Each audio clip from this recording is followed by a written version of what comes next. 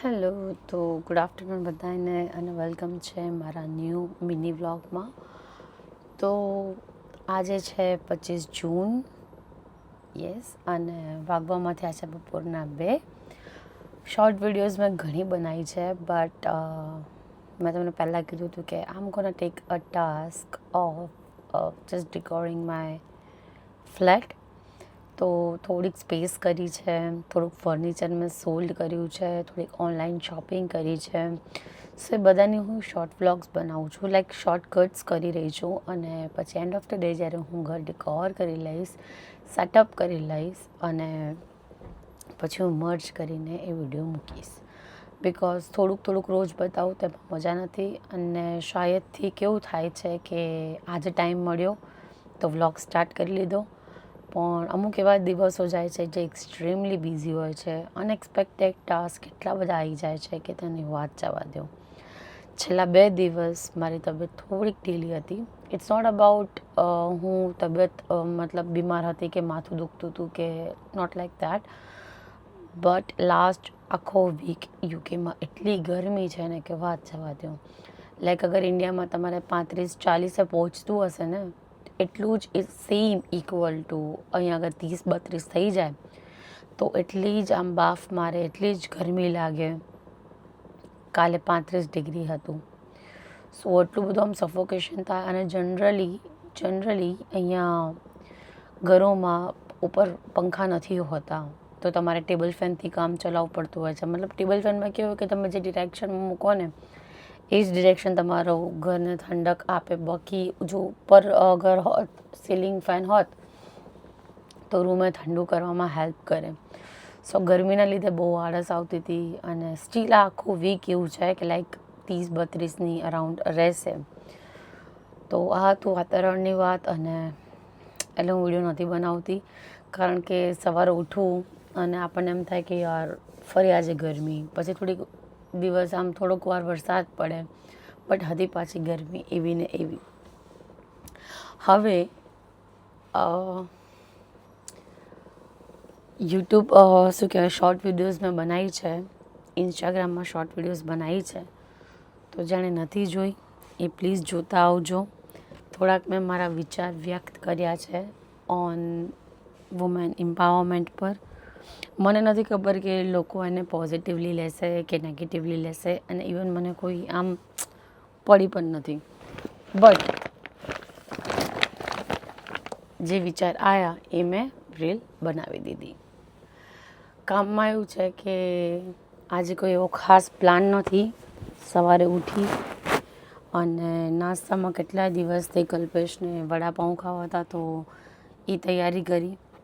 અને પછી એમને ખાધું. શિવરાજ છે દૂધ પીને બે સૂઈ ગયા છે બાજુના રૂમમાં, અને હું છું આ બાજુના રૂમમાં, લાઈક બેડરૂમમાં.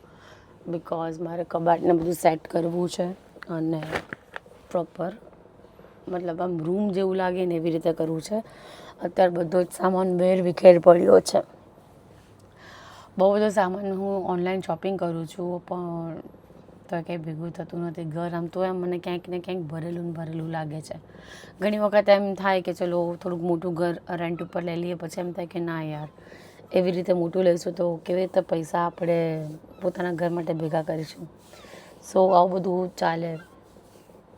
અહીંયા કેવું થાય છે ખબર છે, જનરલી વસ્તુઓ તમને ઓનલાઈન યુઝડ વસ્તુઓ તમને બહુ જ સારી ક્વોલિટીમાં ઇઝીલી અવેલેબલ થઈ જતી હોય છે. લાઈક 40-50 જોવા જાઓ તો જો તમે ફેસબુક માર્કેટમાં એક્ટિવ હોવ, ધ્યાન હોય તો નહીં તો તમારું, હું તો વધારે કહું છું 500-1000, પણ એની અંડરમાં તમારા ઘરનું પ્રોપર ફર્નિચર સેટ થઈ જાય પ્રોપર, બરાબર. પણ એ ટાઈમે મને ખબર નથી, તો ક્યાંકથી હું સામાન જો હું લઈ આવું, મતલબ રસ્તા પરથી નહીં, સપોઝ યુઝડ ફર્નિચરને અહીંયા શોપ્સ હોય, બરાબર, તો એ ફર્નિચર આવે 30-40 પાઉન્ડનું, 50 પાઉન્ડનું, પણ અમે લોકોએ શિફ્ટિંગના એ ફર્નિચર પાછળ આમ પાણીની જેમ રૂપિયા નાખી દીધા છે. સો પછી એમ થયું રિયલાઇઝ કે ના, ઇટ્સ નોટ ગુડ થિંગ. જ્યાં જાઓ ત્યાં બેટર છે કે ત્યાંથી જ નવી વસ્તુ પ્રોપર લઈ લો. મતલબ નવી લેવી હોય તો નવી, અથવા તો યુઝડ લેવી હોય તો યુઝડ. પણ પછી એવો પણ વિચાર આવે કે ભાઈ એના કરતાં તો એસેમ્બલવાળું જ ના લઈએ. હું અહીંયા અમુક સામાન નથી બતાવી શકતી બિકોઝ હાલ મેં અત્યારે આ કામ કાઢ્યું છે. બટ જો આમ કહીએ ને કે અહીંયાની સિસ્ટમ કેવી જ ખબર છે કે તમને એક નાનકડા બોક્સમાં વસ્તુ મોકલવામાં આવે, સાથે મેન્યુઅલ ગાઈડ આપવામાં આવે.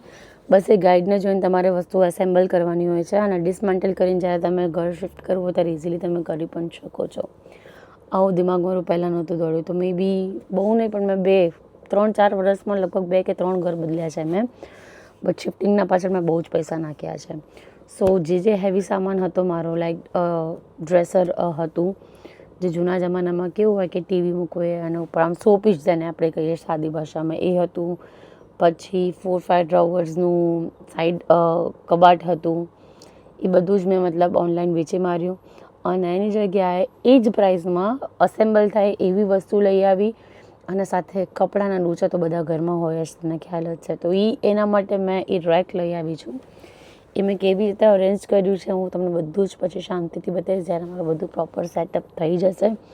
હાલ તો કોઈ વિડીયો નથી કે કશું નથી, તો લેટ્સ ગો કંઈક રેકોર્ડ કરી લઈએ, ફાલતુની બકવાસ કરી લઈએ અને તમારું નેટ એમને યુઝ કરી લઈએ. આજે છે ડ્રાઇવિંગ લાઇસન્સ અને આ લેસન. આમાંથી કેટલા જણ એવા છે મતલબ જે યુકેમાં છે, કેમ કે મારા જે વ્યૂઅર્સ છે મતલબ 70-80 વ્યૂઝ તો આવે જ છે. તો એમાંથી હોઈ શકે કે એકાદ બે અહીંયા ફોરેન કન્ટ્રીમાં રહેતા હોય યા કોઈ પણ ફોરેન કન્ટ્રીમાં રહેતા હોય. તો કેટલા જણ એવા છે કે જેમને અંદરથી ફીલ થાય છે કે યાર આ ડ્રાઇવિંગ લાઇસન્સ લેવું પણ એક મોટો સ્કેમ છે. મતલબ અગર તમે તમારી જાતની ગાડી લઈને જાઓ છો તો ઇન્સ્ટ્રક્ટર નાની વસ્તુને મેજર ફોલ્ટ ગણીને તમને ફેલ કરી દે છે. અને એ જ વસ્તુ તમે ઇન્સ્ટ્રક્ટરની ગાડીમાં જાઓ છો, લાઈક એ લોકોને 20-30 અવર્સના લેક્ચર્સના પૈસા આપો છો, તો એ માઇનર ફોલ્ટ પણ મતલબ મેજર ફોલ્ટને પણ માઇનર કરીને જાતું કરે છે. એટલે એવું થાય કે યાર ફ્રોડ છે કે પછી સમથિંગ ટેકનિકલ રીઝન છે બિહાઇન્ડ દેટ, કે ભાઈ તમે પ્રોપર ટ્રેન્ડ છો, ઇન્સ્ટ્રક્ટર જોડે આવ્યા છો એટલે ડેફિનેટલી લેક્ચર્સ લીધા છે એવા એઝમ્પશન્સ ઉપર એ લોકો પાસ કરતા હોય છે. કારણ કે ઘણા બધા એવા હેન્ડલ ડ્રાઈવર્સ હોય છે જેને ગાડી કંટ્રોલ કરતા નથી આવડતી, એમને પણ લાઇસન્સ અપ્રૂવ થઈ જતા હોય છે. લાઇસન્સ હોવું બહુ જ જરૂરી છે યાર, બહુ જ. કારણ કે કેવું થાય કે કોઈ પર ઇમરજન્સી આવી જાય and sum of the towns they don't have the public transport service, like હોય છે બટ 7-8 વાગતા તો બંધ થઈ જાય. સેન્ટ્રલ લંડનની વાત અલગ છે, they are just having a public transport facility 24/7. But country side જો તમે જાઓ, લાઈક કહીએ ને આપણે કહીએ ગામડા ટાઈપ એમ, પણ નોટ ગામડું, અહીંયા લોકો કન્ટ્રી સાઇડ કે ડેવલપ્ડ જ હોય છે બધું. તો કન્ટ્રી સાઇડ જાઓ તો પબ્લિક ટ્રાન્સપોર્ટના ટાઈમ્સ લિમિટેશન્સમાં આવી જાય છે. હું જ્યાં રહું છું ત્યાં તોય બસીસ લાસ્ટ 9 o'clockની હોય છે. બટ આના પહેલાંનો જે ટાઉન હતો ફેવરશમ, ત્યાં 5-6 વાગે તો બસ સ્ટોપ જ થઈ જતી હતી. મતલબ you don't have any options, like internal ટાઉન્સથી જવું હોય તો you have to book taxi, અને ટેક્સીવાળા મિનિમમ 6-7 પાઉન્ડ લઈ લે, વિચ ઇઝ એક્સ્ટ્રીમલી કોસ્ટલી. અને બસ આમ ચીપર હોય છે but you have two weight for a long time. એમાં બસ અથવા તો ટ્રેન જો લેટ પડી ગઈ તો યુકેમાં લાઇસન્સ બહુ જ જરૂરી છે. સો આવું કંઈક છે. મને ગાડી આવડે છે ચલાવતા, બટ હું ઓલરેડી 2 વખત હું ફેલ ઓલરેડી થઈ ગઈ છું ડ્રાઇવિંગ પ્રેક્ટિકલમાં. તો હવે એવું થાય છે કે ના હું પ્રોપર લેસન જ લઈ લઉં.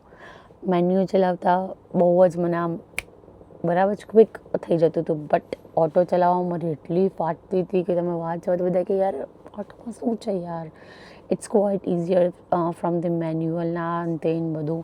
અને એકચ્યુઅલી જેને મેન્યુઅલ ગાડી આવડતી હોય તો એના માટે ઓટો બહુ જ ઇઝી થઈ જતી હોય છે.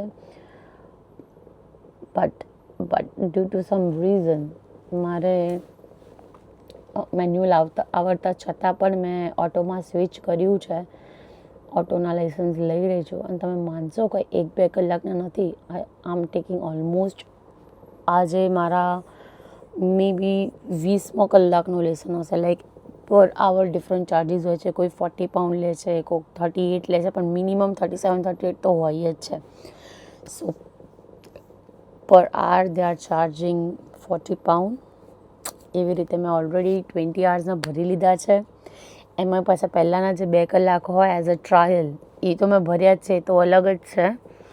અને પ્લસ આ લોકોને કેવી સિસ્ટમ છે ખબર છે કે મતલબ તમારી એક્ઝામને 1 મહિનો બાકી હોય ને તો આ લોકો તમને એનરોલ નથી કરતા, બરાબર. મતલબ એ લોકો તમને ટ્રેનિંગ નથી આપતા કે છે ના you have very short term time to gate and lessons. મેં કીધું યાર મહિનો છે, 1.5-2 મહિના પહેલાં તમે લો ને તો આ લોકો એન્ડ ટુ એન્ડ સુધી એટલા બધા લેક્ચર્સનો આમ માનસિક, અને જ્યાં સુધી જો ઇન્સ્ટ્રક્ટર તમારો રેડી ના હોય ને કે નો okay I have enough confidence on you and I'm ready to give you my car and my license number, તો જઈને તમે જઈ શકો છો. અધરવાઇઝ કેવું થાય, ટ્રેનિંગ ક્યાંક લો, 10-12 કલાકના પૈસા બગાડો ને પોતાની કાર લઈને જાઓ, મતલબ જાતે જાઓ એકલા, તો એ લોકો પાસ નથી કરતા. થઈ જાય છે pass, but is hardly 1 to 5%. મને નથી લાગતું કાંઈ વધારે બહુ થતા હોય. બીજા ટાઉન્સમાં મને નથી ખબર, પણ હું જ્યાં કેન્ટમાં રહું છું એમાં તો બહુ હાર્ડ છે. એટલે આવું છે કે ભાઈ ઇન્સ્ટ્રક્ટરને કન્વિન્સ કરવા પણ બહુ હાર્ડ છે કે ભાઈ હવે તો પેટ ભર, તું તારું ઓલરેડી 25 કલાકના ભર્યા છે, હજી તું કેટલા. અને end to end suppose exam તમારી 10 તારીખ હોય ને તો 10ની સવાર સુધી એ લોકો તમને માનસિક કરી દે કે હજી you need more practice, you need more practice. Practice થઈ જાય, મોક ટેસ્ટ થઈ જાય, એના પછી પણ કે oh you need more practice for more confidence. જેટલા વધારે લો એટલું સારું લેક્ચર્સ. સો ઇન શોર્ટ એમને પૈસા જ જોઈને તમે આમાં હા, આ તો સારું છે હમણાં છે ને ડ્રાઇવિંગ લાઇસન્સના રૂલ ચેન્જ થઈ ગયા છે. લાઈક પહેલાં મેં એક્ઝામ નિયરલી 2 years પહેલાં થિયરી ક્લિયર કરી હતી. સો એ ટાઈમે જો અમારે મતલબ પ્રેક્ટિકલ્સના ટેસ્ટ બુક કરવી હોય તો 6-8 મહિનાનું વેઇટિંગ હતું. અને આ જ રીઝનથી મતલબ મને હાર્ડલી 2 જ વખત ચાન્સ મળ્યો છે બુક કરવાનું, કેમ કે એટલું લોંગ વેઇટ હતું. બટ અત્યારે રૂલ્સ બહુ સારા ચેન્જ થયા છે કે 1 person can't change the date twice, not more than twice. મતલબ 2 જ વખત તમે તમારી એક્ઝામની ડેટ ચેન્જ કરી શકો છો. Secondly only you are allowed to book your own test, not your instructor or no anybody. So આ બહુ જ સારું છે. નહીં તો આમાં એ બહુ મોટો સ્કેમ હતો કે ભાઈ એક ઇન્સ્ટ્રક્ટર 6-7 ડેટ્સ બુક કરીને રાખે એડવાન્સમાં અને પછી સ્વિચ ઇન્ટરનલી કરતા રહે, અને પાછા સ્ટુડન્ટને કે if you want early days you have to give extra money, you have to pay extra money. તમને ડેટ જ નથી મળતી. અને હવે એવું સિચ્યુએશન થઈ ગઈ છે કે if you want on a same day તો એ તમને મળી જાય છે, like same day, next day. Even અત્યારે તો નવું એક મસ્ત આવ્યું છે કે ભાઈ તમારે ડ્રાઇવિંગ ટેસ્ટ આપવી હોય તો weekends also available, bank holidays also available. So એ બહુ જ સારો ઓપ્શન છે. But you have to pay maybe £13 extra to get dates on Saturday, Sunday or either any bank holidays on any holidays. તો આ બહુ જ સારું ઓપ્શન્સ આપ્યું છે. તો જેનાથી જે લોકો આમ કહીએ ને જે ઇન્સ્ટ્રક્ટર સ્કેમ કરતા હતા, વધારે પૈસા લઈને ડેટ બુક કરીને એડવાન્સમાં અંદરો અંદર સ્વિચ કરી દેતા હતા, તો આ સ્કેમથી તો બચી ગયા છે, એ સારું છે. તો પણ it's very hard to clear the exam. મારી એક્ઝામ બહુ જ નજીક છે. બહુ સ્ટ્રેસ છે મગજમાં કે વોટ ગોના બી, બિકોઝ આ વખતે મેં બહુ જ પૈસા પાણીની જેમ નાખ્યા છે. કેમ કે પહેલાં એવો હતો કે 10 કલાક એક ઇન્સ્ટ્રક્ટરને આપો, એ ખુશ ના થાય એટલે બીજા પાસે જાઓ, બીજો એવો જ હોય કે ના ભાઈ 10 કલાક તો નહીં, ઓછામાં ઓછા 15 થી 20 તો જોઈએ જ જોઈએ લોકોને. So I wasted already too much money on this one. હવે એટલે આગળ એમ થાય કે આ જેટલો કે ને એના જ પેટ ભરતા રહીએ. હોપ સો કંઈક પોઝિટિવ થશે, અને હોપ સો કે હું રીલ બનાવું છું હમણાં 25 જૂનના. હું ડેટ નહીં કહું, એક્ઝામને કહી છે.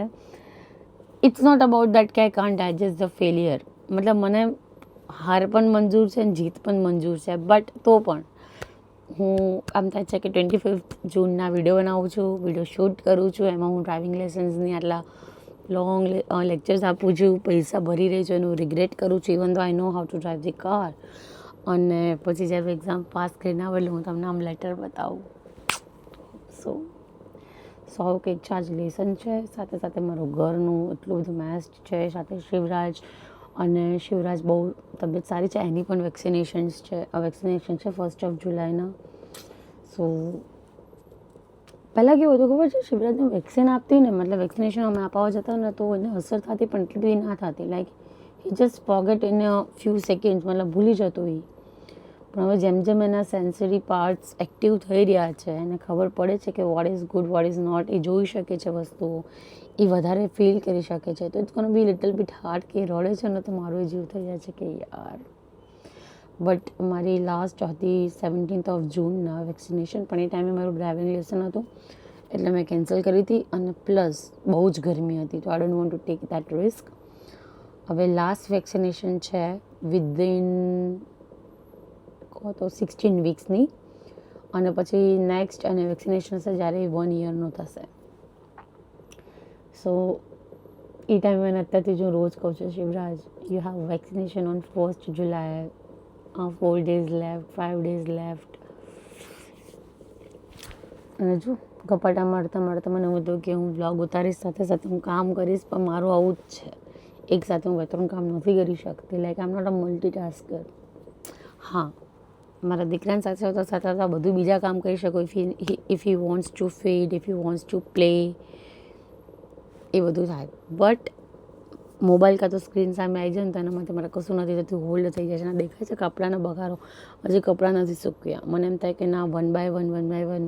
અને કહીએ ને, અમુક સમય ફિઝિકલ કરતાં મેન્ટલી તમે બહુ થાકી જાઓ, કારણ કે વિચારો જ તમને એટલા બધા હાઈપર થઈ જતા હોય ને કે આ બાકી છે, આ બાકી છે, આ બાકી છે, આ બાકી છે. સો એટલે આવું કંઈક છે. સો ક્યાંથી છો તમે એ મને જો કમેન્ટ થઈ શકતી હોય તો કરજો. ક્યાંથી જોવો છો, શું એક્સપિરિયન્સ તમને થાય છે ત્યાં, ત્યાંના રૂલ્સ શું છે. ઇન્ડિયાથી જો હશો તો ઇન્ડિયાનું તો બધું અમને ખબર જ છે કે ઇન્ડિયામાં તો એવી ઉપાધિ જ નથી આવતી.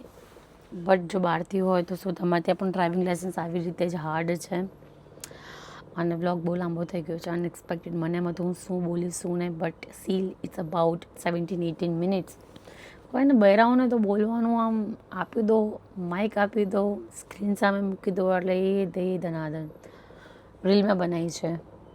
Don't under estimate the power of the girls. Please જોઈ આવજો. ઇન્સ્ટાગ્રામમાં છે, પ્લીઝ રિક્વેસ્ટ કરું છું. અને હવે મને એમ થાય છે કે હું પણ બધાને રિક્વેસ્ટ કરીશ. રિક્વેસ્ટ કરવામાં શું જાય છે કે please follow my ID, please follow my channel, please subscribe my channel, go like and share, please do comment. મને પણ એમ થાય કે કહેવામાં શું જાય છે યાર, આપણા જ લોકો છે ને, જો આપણી પાછળ 17-18 મિનિટ આપી શકતા હોય તો ડેફિનેટલી આપણે રિક્વેસ્ટ કરી જ શકીએ કે પ્લીઝ લાઇક પણ આપતા જજો, કમેન્ટ પણ આપતા જજો. તો મને થાય કે હું રોજ વિડીયો અપલોડ કરું. અને ઇન્સ્ટાગ્રામ આઈડી છે શિવ પૂજા, SHIVPOOJA 1702. અને એ આઈડીને ફોલો કરી દેજો. ત્યાં જ મારા બેબી બોયની, મતલબ બેબી રાઠોડની આઈડી છે, એને પણ ફોલો કરી દેજો. બહુ મસ્ત રીલ્સ હું મૂકું છું ઓન વોઇસમાં. જો તમને ગમે તો લાઇક પણ આપી દેજો. મારા થોડા જે ઓન વોઇસના વિડીયોઝ હોય છે એ થોડોક એટીટ્યૂડવાળા હોય છે, હાર્શ લેંગ્વેજવાળા હોય છે, અને મતલબ વુમેન સપોર્ટમાં વધારે હોય છે. સો આવું કંઈક છે. તમને જો મારું કન્ટેન્ટ ગમતું હોય ઇન્સ્ટાગ્રામમાં તો ત્યાં ફોલો કરી દેજો.